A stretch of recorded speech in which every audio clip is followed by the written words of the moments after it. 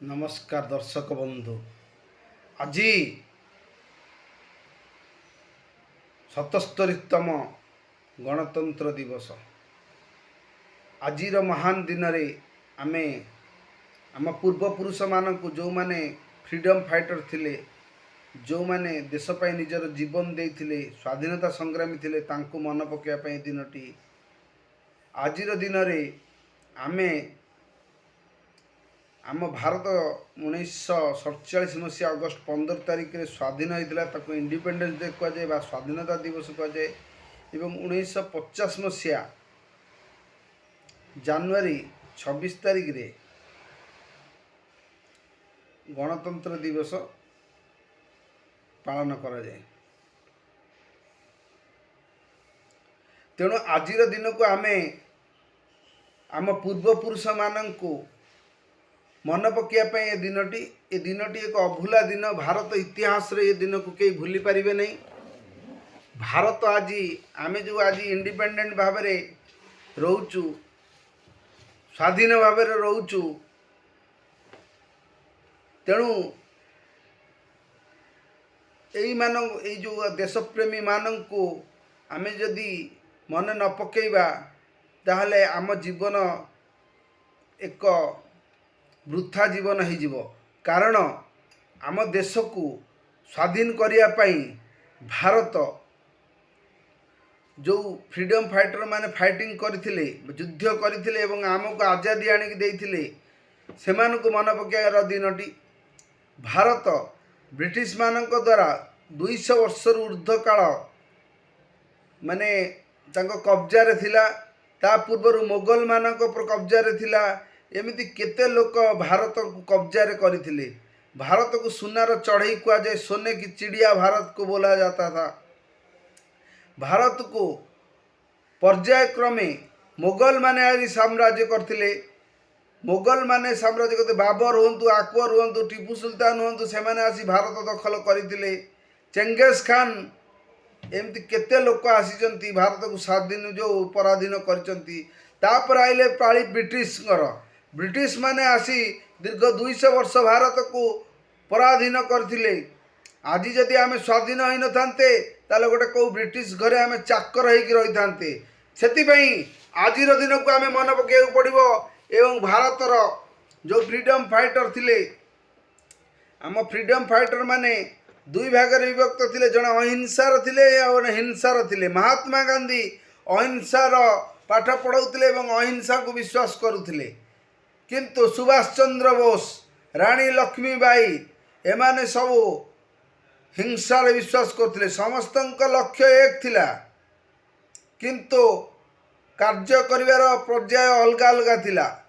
भगत सिंह हुंतु, आप लक्ष्मीबाई, ये सब भारत को स्वाधीन करिया पई निजर बलिदान देथिले।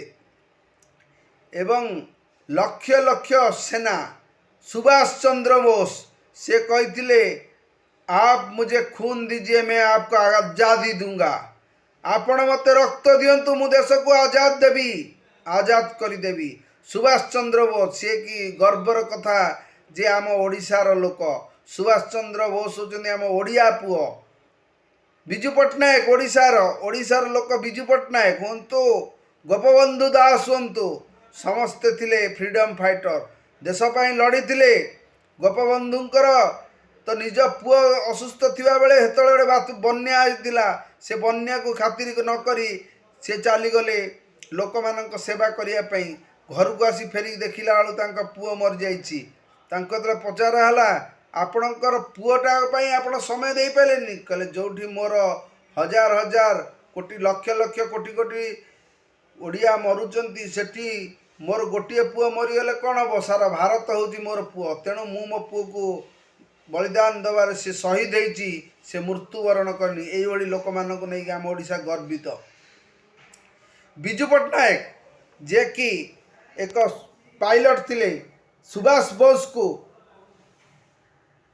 द्वितीय विश्वयुद्ध समय रे गोला बारूद पहुंचेबार से बहुत हेल्प करथिले। एवं भारत इतिहास रे विजु पट्टनायक नाम को स्वर्णाक्षर लिखा जाए। तांको भूमिपुत्र अवार्ड मिली। आपण जानिथिबे इंडोनेशिया स्वाधीनता संग्राम रे बिजू बाबू कौन करथिले से तांको विमान डोकमु को नहीं जाइथिले एवं इंडोनेशिया राष्ट्रपति को उद्धार करी नहीं कि आइथिले। तेणु बिजू बाबू को आमे मन पकेइबा एवं भारतर बहु एखिणा भारतर मुख्यमंत्री प्रधानमंत्री आम ओडिशार मुख्यमंत्री मोहन चंद्र माझी एवं आमर पूर्वतन मुख्यमंत्री श्रीजुक्त नवीन पट्टनायक एवं भारतर प्रधानमंत्री श्रीजुक्त नरेंद्र मोदी एवं आमर राष्ट्रपति द्रौपदी मुर्मू आज समस्त को मु प्रणाम करुच्ची। कारण आज ये पवित्र दिन रे आमे स्वाधीन हो गले हम नहीं फिर स्वाधीनता को बजाय रखा पड़ो। से माने सब स्वाधीन देश को करिसेंती किंतु वर्तमान देश को बजाय रखिचंती देशर अखंडता को देशर स्वाभिमान को बंचई रखिचंती। आमर देशर सबुठारु पॉपुलर भारतर नुहे सारा पृथ्वीर सबुठ पॉपुलर प्रधानमंत्री श्रीजुक्त नरेंद्र मोदी से एखा सारा विश्व भ्रमण करी सारा विश्व को भारत रे पहुँचई एवं भारतर वार्ता को सबुआड़े बसई एवं भारत एवं सारा पृथ्वी रे भारत एखिना नंबर 5 पंचम नंबर देश रे परिणत हो अर्थनीति रे एवं भारत कोठी कम नुहंती। एवं अवश्य अमेरिका सहित आमर टिके त्रितक्ता बढ़ी किंतु किसी असुविधा नहीं। मोदी सब संभाली नेबे। मोदी है तो मुमकिन है। तेणु मोदी अच्छंती तेणु सब हो पारिबो। मोदी जी कहिथिले जो सबका साथ सबका विकास से प्रकृत में करुचंती। तेणु नरेंद्र मोदी को मोर अशेष अशेष धन्यवाद एवं कोटि कोटि प्रणाम। एवं आमर ओडिया माटीर झियो द्रौपदी मुर्मू जे कि आमर राष्ट्रपति सी भी आम ओडिशा कि गर्वर कथा मुझे ओडिया हिसाब से आज गर्वर कहूँ जे आमर राष्ट्रपति होचंदी द्रौपदी मुर्मू एवं केंद्र रे मंत्री अच्छंती आमर ओडिया पुओ धर्मेंद्र प्रधान। तेणु भारत स्वाधीन होइचंती महात्मा गांधी हुंतु आपण जवाहरलाल नेहरू हुंतु आपणकर सुभाष बोस हुंतु समस्ते देश पई किछि ना किछि करिसंती बहुत किछि करिसंती। सुभाष बोस निज जीवन देइसंती। महात्मा गांधी किंतु अहिंसा माध्यम रे सीए हिंसा को विश्वास करती नहीं। से अहिंसा माध्यम रे भारत को स्वाधीन करथिले। तेणु आमे तांको देशर पिता आमे कहूचु बापू कहूचु। तेणु महात्मा गांधी के आज मन पकेबार दिन जवाहरलाल नेहरू को मन पकेबार दिन भारतर प्रथम प्रधानमंत्री जवाहरलाल नेहरू को मन पकेबार दिन समस्त को मन पकेबार दिन जो माने देशर स्वाधीनता रे योगदान देइछन्ति समस्त को मन पकेबार दिन। कारण भारतर तो लक्ष लक्ष लोक कोटि कोटि लोक देशर स्वाधीनता रे जोग देइतिले। काहाको मन पकेब रानी लक्ष्मीबाई कथा कहतु जड़े स्त्री लोक होई से जो भली भाव लड़ीते एवं निज जीवन चलीगला ब्रिटिश मान पाखे निजर मुंड नुआई नथिले। आमर बाजीराव कथा कहतु जी कि सामान्य 12 वर्षर बालकटी से इंग्रेज मान कहले डंगा पार करने से डंगा पार कलानी गुड़ी खाई मरी। तेणु आम क्या कथा कहबू। भारत एक महान देश महान लोक मैंने बास कर भारतर प्रथम समस्त लोक जो मैंने भारतर सफलतार भारतर स्वाधीनता निजर योगदान कर आम नमन करुचु प्रणाम करुचु एवं एतिकी कहूचु। भारत खाली जीतीगले हम ना भारतर को किमिति आगु को नवा पड़ो। जो मैंने आगु को नबारे बहुत साहाय्य करथिले से माने आपणकर बलिदान देइचंती। जिमिति कि इंदिरा गांधी देश पाई जीवन देइचंती गुली खाई मरिचंती। तांका पुओ आपणकर राजीव गांधी जे कि गुली खाई मरिचंती। तेणु सेमानकु मन पकेबार दिन देश पाई आज भारत स्वाधीन हो गले बड़ कथा नुहे। भारतर स्वाधीनता को बजाय रखिबा जिमिति नरेंद्र मोदी अमित शाह एखिणा भारत को अखंडता को बजाय रखिचंती एवं भारत को आगे नहीं।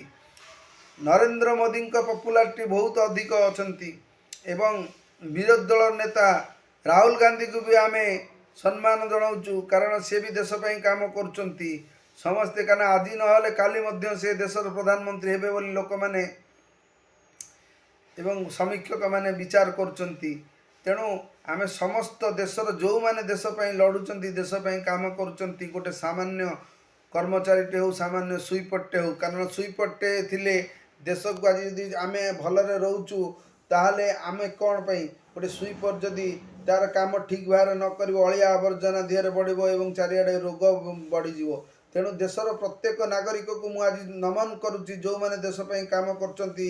ଆଇ ସାଲ୍ୟୁଟ୍ ପୋଲିସମ୍ୟାନ୍ ହୁଅନ୍ତୁ, ଡକ୍ଟର ହୁଅନ୍ତୁ, ଆପଣଙ୍କର ଯେଉଁମାନେ ଇଲେକ୍ଟ୍ରିମ୍ୟାନ୍ ହୁଅନ୍ତୁ, ଯେଉଁମାନେ ଆପଣଙ୍କର ମେନ୍ଥର କାମ କରୁଛନ୍ତି ସେମାନେ ହୁଅନ୍ତୁ, ସମସ୍ତେ ନର୍ସ ହୁଅନ୍ତୁ, ସମସ୍ତଙ୍କୁ ମୁଁ ସାଲ୍ୟୁଟ୍ କରୁଛି ଆଜିର ଏ ପବିତ୍ର ଦିନରେ। କାରଣ ସମସ୍ତେ ନିଜ ନିଜ କାମ ଠିକ୍ କରିଥିବାରୁ ଭାରତ ଆଜି ଆଗେଇ ଯାଉଛି। ଆପଣ କାହାକୁ ଛୋଟ କହିପାରିବେନି, କାହାକୁ ବଡ଼ କହିପାରିବେନି, କାରଣ ସମସ୍ତେ ନିଜ ଜାଗାରେ ପରଫେକ୍ଟ ଅଛନ୍ତି। ଯଦି ଗୋଟେ ସଫେଇ କର୍ମଚାରୀ ଠିକ୍ରେ ସଫେଇ ନ କରିବ ତାହେଲେ ଦେଶରେ ରୋଗ ବଢ଼ିଯିବ। ଯଦି ନର୍ସଟେ ଠିକ୍ରେ ସେବା ନ କରିବ ତାହେଲେ ରୋଗୀଟି ଅସୁବିଧା ହେବ। ଡକ୍ଟରମାନେ ଜୀବନ ଯାକ ଦେଇ ଯେଉଁଭଳି ଭାବରେ ଲୋକମାନଙ୍କର ସେବା କରୁଛନ୍ତି ସେମାନଙ୍କୁ ବି ଆମେ ସମ୍ମାନ ଦେଉଛୁ ଏବଂ ସାଲ୍ୟୁଟ୍ କରୁଛି। ଆପଣ ଦେଖିଥିବେ 2020 ମସିହାରେ ଯେଉଁଭଳି ଭାବରେ କୋଭିଡ଼ ଆଇଲା, ଆମେ ତ ଭାବିଥିଲୁ ପୃଥିବୀ ଧ୍ୱଂସ ହୋଇଯିବ, କିନ୍ତୁ ଆମର ବୈଜ୍ଞାନିକମାନେ, ସାରା ପୃଥିବୀର ବୈଜ୍ଞାନିକମାନେ, ଭାରତର ବୈଜ୍ଞାନିକମାନେ କୋଭିଡ଼ ଭଳି ଏକ ମହାମାରୀ ରୋଗକୁ ବଞ୍ଚେଇ ତାର ଔଷଧ ବାହାର କରି କୋଭିଡ଼କୁ ଟୋଟାଲି ମୂଳ ମୁକ୍ତ କରିଦେଲା। ସେ ଇତିହାସ ହେଇଗଲା।